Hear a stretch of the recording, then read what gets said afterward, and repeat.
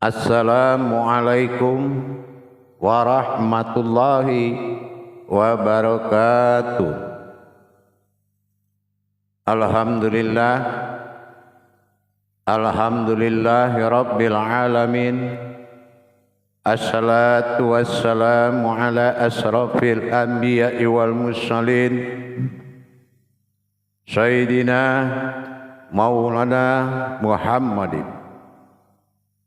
Ashhadu an la ilaha illallah wa ashhadu anna Muhammadar Rasulullah. Allahumma sholli ala Sayyidina Muhammadun musyabihil wal ikram ya wal jalil wal ikram wa tahirin wal mujahidina amma ba'du. Ibadullah, bersyukur kita kepada Allah dengan mengucapkan alhamdulillahi rabbil alamin atas segala limpahan karunia rahmah dan hidayahnya, serta dengan izinnya juga kita dapat menjalankan amanahnya, beramal dan beribadah zahir batin dunia dan akhirat. Bersalam kita tidak akan pernah kita lupakan. Marilah sama-sama kita sampaikan kepada junjungan kita Nabi Allah, Nabiul Akhirul Zaman, Rasulullah Muhammad sallallahu alaihi wasallam. Atasnya kalimahnya kita kalamkan dengan membacakan Allahumma sholli ala Sayyidina Muhammad wa ala alihi Sayyidina Muhammad. Hadirin dan hadirat kaum muslimin dan muslimat, jemaah dimanapun berada, rahimakumullah. Alhamdulillah, bertemu lagi dengan saya Guru Mursyid Syekh Nur Muhammad Buya Irwan Maulana Al-Khalidi, Sumatera Barat, dalam makom majelis zikir Ma'rifatullah dalam tayangan YouTube Buya Pasaman Timur, yang insya Allah selalu akan berbagi nikmat-nikmat Allah kepada sesama. Mudah-mudahan bermanfaat buat kita bersama, dalam rangka tentunya meningkatkan iman dan takwa kita kepada Allah. Dengan makom kita belajar bertolabul ilmi, belajar menuntut ilmu pengetahuan hakikat dari perbuatan amal dan ibadah kepada Allah. Dalam waktu dan kesempatan yang kita muliakan ini, ada beberapa hal yang penting yang wajib kita ketahui, yang akan membuat kita berbagi, ia adalah makom tertinggi di dalam pengetahuan kodrat ilmu, yaitu mengenal antara Allah dengan Allahu. Ini kalau tidak kita selesaikan dengan mata batin kita, pengakuan ini akan mengakibatkan terjadinya kesalahan besar, yang mana kesalahan itu akan muncul kepada pengakuan keakuan diri manusia. Padahal ini adalah kalimat Saud Matsaini, yang mana pengakuan ini ditujukan kepada dirinya, ketuhanannya Allah. Bisa kita bayangkan kalau amalan Allah menjadi amalan diri, di sini akan mengakibatkan suatu kekufuran besar, yang mana pengakuan ini diakui oleh kodrat manusia. Tapi kalau pengakuan ini sudah menjadi pengakuan Allah Tuhan dalam pandangan ma'rifatullah kita, batiniyah, ainul basirah kita kepada Allah, maka pengakuan ini akan menjadi pensaksian yang akan selalu diingat. Inilah yang sebenar-benarnya dikatakan kodrat ilmu tertinggi. Bahkan kalau kita melihat dan bisa menyaksikan tajalli tersebut antara Allahu dengan Allah, disinilah perbedaan antara ilmu dan ibadah. Kalau hu Allah, aku Allah, ini adalah sebuah pengakuan yang mana sifat mengaku kepada zatnya adanya Allah bersifat ahad, dan ini bersifat ibadah ma'rifat tuduh. Awaludin ma'rifatullah, berasma Allah. Kalau dia sudah bernama, berasma, kajiannya ibadah. Kalau ibadah, hu Allah, aku adalah Allah, dalam arti kekuasaan di tangan asma. Tapi kalau jatuhnya kodrat tajali ini kepada ilmu, awal diri adalah ilah, Tuhan tunggal, ba'dal awal jadinya, ini akan menjadi kodrat wujud asal mula titik awal jadi, yaitu aku, ada dan tiada Allah. Artinya apa? Keakuan dikala takyinnya pada diri adalah mutlak. Artinya apa?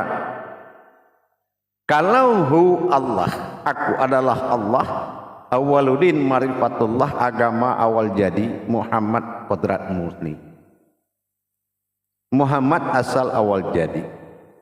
Tapi kalau Allah aku adalah penetapan, Allahu, Allah itu aku, ini adalah penetapan.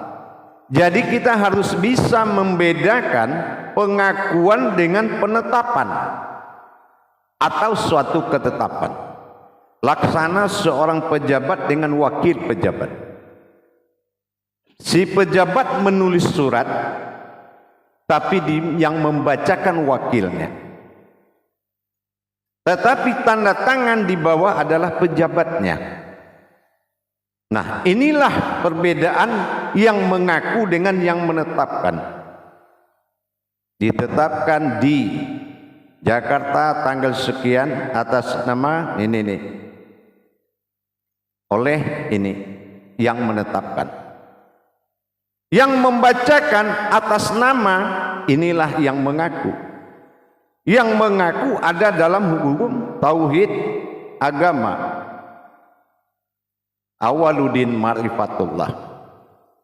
Tetapi yang menetapkan ilah diri, awal diri adalah Tuhan, ilah tunggal wahid awal mula jadinya. Ini adalah penetapan. Dikatakan sebuah napas dalam kajian hu Allah, kenapa diserahkan kepada napas? Napas bukan roh turun naik. Apa iya turun naik? Kita buktikan. Apa ada yang turun, apa ada yang naik? Apa atau atas atau bawah? Ini juga harus menjadi suatu penyelesaian. Jangan ada bahasa di atas dan di bawah dan naik atau turun. Allah itu tidak bertempat. Allazi an-nahya wa aina man aina ayyahna ta'ain. Innahu, sungguhnya aku tidak pantas engkau cari pada tempat ruang jarak dan waktu, karena aku sudah ada sebelum semua ada.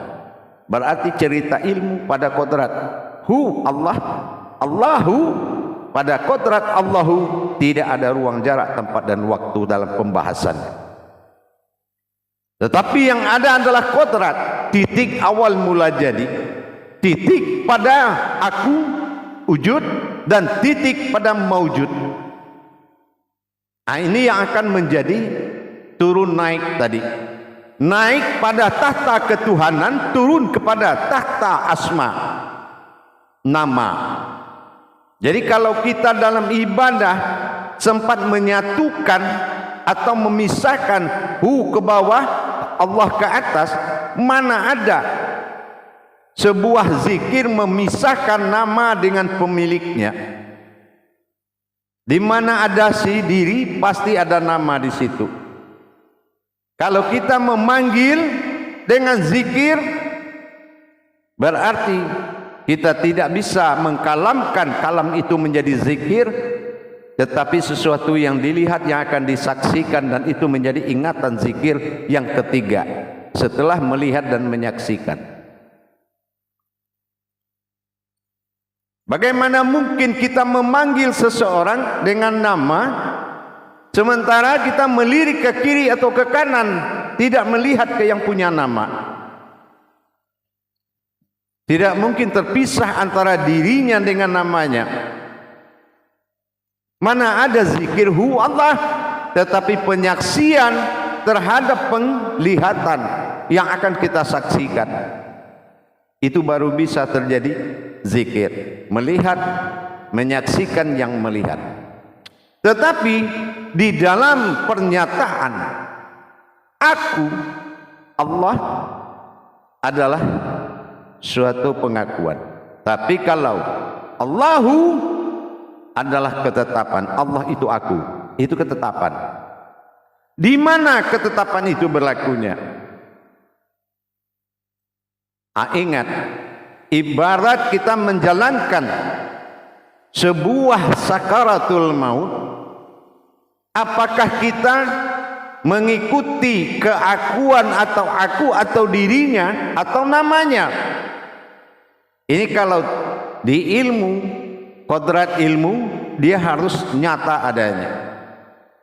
Maka terbalik zikir ibadah dengan zikir ilmu.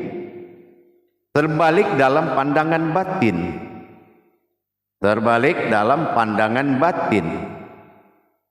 Kalau kita beribadah ke dalam, Allah menguasai segala wujud diri, sehingga kita luput dalam kodrat Allah semata. La maujudun illallah. Tapi kalau dalam kodrat ilmu, aku adalah aku. Ini ilmu. Arti ilmu, awal diri adalah Tuhan, ilah, wahid tunggal pada awalnya. Yang kembali siapa? Innalillahi. Alif kembali kepada alif. Jadi kalau kita mengalami ibadah terakhir, yaitu kembali kepadanya, siapa yang kembali? Hanya alif kepada alif. Al-maut, wawnya di atasnya sukun, sukun mati, waw dia, hanya dia yang bisa kembali ke dalam kodrat itu. Al-maut berarti peran penting di dalam sakaratul maut seseorang. Inilah yang kembali alif, aku Allah. Nah, di sini wujud menyatakan tinggi, atas adalah aku. Turun wujud titik adalah Allah. Inilah titik asma, titik husna. Jadi kalau kita melaksanakan zikir kembali kepada ketunggalannya, menuju wujud asal mula dia jadi, maka di saat menarik napas, ditarik adalah aku. Naik aku, turun asma. Di saat kita melepaskan napas, turun asma, tinggal aku kembali kepada diriku. Inilah pentingnya zikirhu Allah dalam ibadah sahadiyah dan ibadah sahadah. Allahu, aku Allah, kembali kepada wujudnya semula. Ini sangat penting. Perjalanan ini dicatat oleh rohani laksana kain putih yang tanpa noda, laksana kertas putih belum ditulis, tapi yang ada di situ hanya ada aku. Kalau kita di tempat kodrat ilmu, pemasangan kodrat ini Allah dalam ibadah, Allahu dalam ilmu, Ini adalah kajian usulnya diri adalah Tuhan. Mengaji diri sama mengaji Tuhan. Berarti kembali naik setelah ditarik tinggal sukun kosong, asma lebur di dalam sukun, maka maujud aku semata. Inilah aku. Inna lillahi inna ilahihi. Aku kembali kepada Tuhan, menjadi Tuhan. Ini alif kembali kepada alif.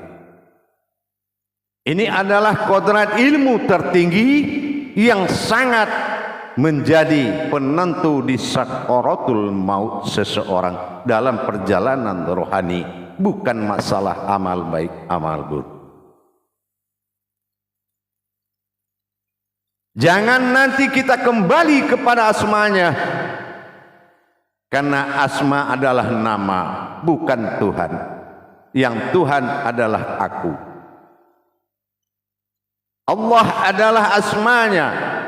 Kalau kita tidak bisa membedakan kemana kita kembali, kepada asmanya atau kepada akunya, ini ditentukan oleh kebiasaan rohanimu. Jadi tidak ada istilah ke atas ke bawah, tidak ada istilah nafas. Naf itu adalah diri, asy itu adalah sesungguhnya. Jadi diri batin yang sesungguhnya itu nafas. Jadi diri batin inilah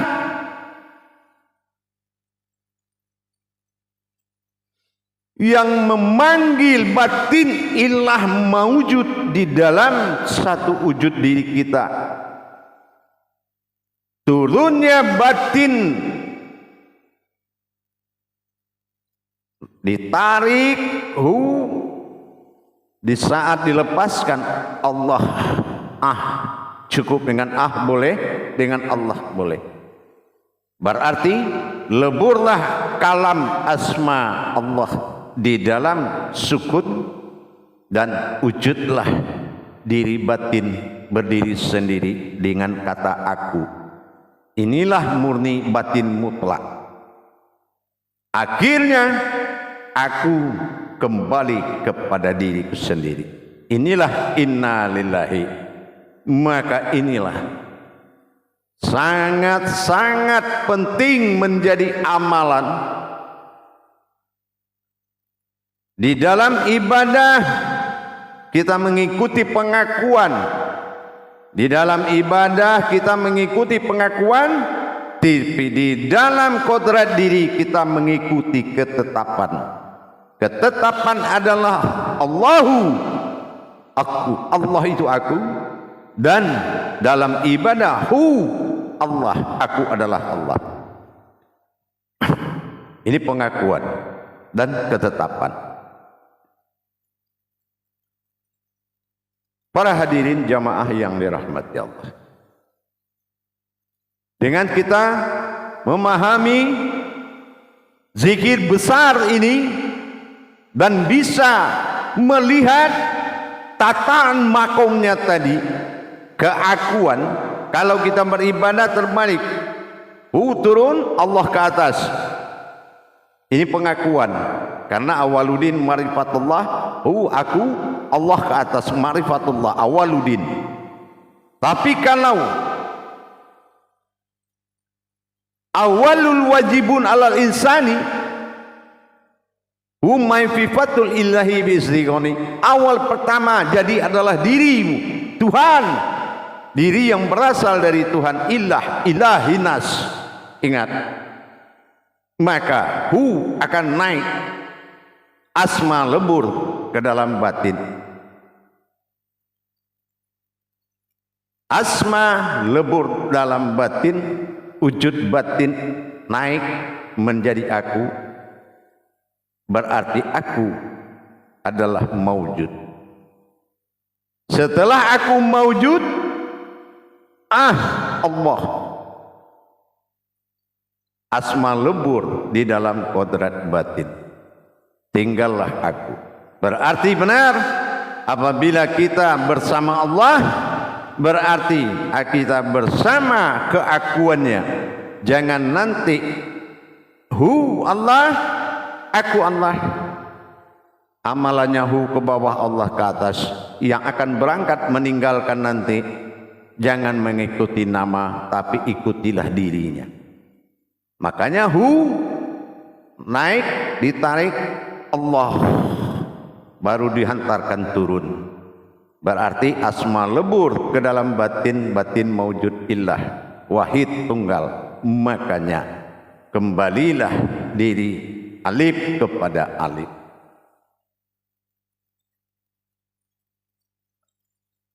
Jadi dengan kita mengerti pemahaman cara pemakaian dari kodrat ini, insya Allah mudah-mudahan akan menjadi suatu nikmat yang paling besar, nikmat yang paling indah dalam bersakaratul kepada Allah, baik dalam dunia maupun dalam ajal.